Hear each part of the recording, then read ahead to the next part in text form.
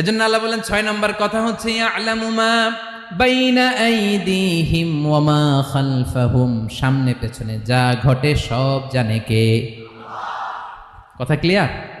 7 নম্বরে আল্লাহ বললেন ওয়ালা ইউহিতুনা বিশাইইম মিন ইলমিহি ইল্লা বিমা শা, কেউ তার জ্ঞানকে পরিব্যাপ্ত করতে পারে না, পরিবেষ্টন করতে পারে না। তার জ্ঞানে কি আছে কেউ জানতে পারে না, ততটুকু ছাড়া যতটুকু তিনি জানান।